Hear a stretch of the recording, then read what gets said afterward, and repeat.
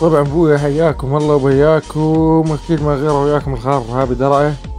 طبعا بعد دقات قلبي اليوم حضرنا شد ما بين الابطال، البطل ابن البطل ابو خطاب ابن الشرقية، والبطل ابن البطل المرعب ابن الشرقية ابعد روحي.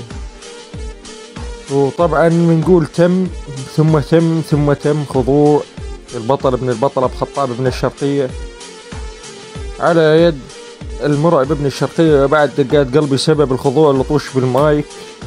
طبعا ابو خطاب لطش بالمايك، وهسه هنا نسمعكم اللطش والخضوع ابويا. حياكم. اصعد ابن ام العيارة، اصعد لعنيك عرضك ابن القحبة لياش شمك الليلة انا وضلعي ابو العباس. انتبهوا هنا قال العباس ابن القحبة لياش شمك يا ابن القحبة وقاري عليك السمك عاص. عباس بالسين وعاص بالصاد. ابن ام العيارة اضرب كسمك بزبة القناص.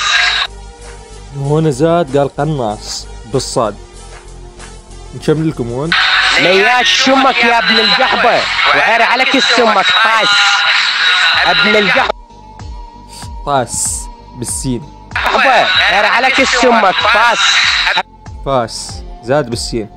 طبعا يا بعد روحي كان الحكم وياي الرعب الدير ابو ايوب، رعب الدير ابو ايوب وحيا الله. وهنا نزدت بصمة الخضوع كانت بصوتي بعد. يا روحي اكيد ما غير وياكم الخالر هذه دواء يا بعد دقات قلبي. وكان يابا حضرنا اليوم عدالة ما بين الابطال، البطل ابن البطل رعب الشرقية، والبطل ابن البطل ابو خطاب ابن الشرقية. وطبعا يا بعد دقات قلبي تم ونرجع ونقولها وبالثلاثة تم خضوع البطل ابن البطل ابو خطاب ابن الشرقية على يد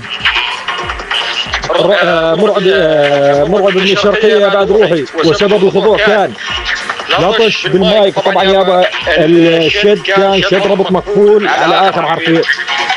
تحياتنا لكل المشاهدين شواديد الستين، حياكم الله، استمروا حبايبي وما عليكم زود. تحياتنا للشواديد الى الحكم الرعب الديري رعب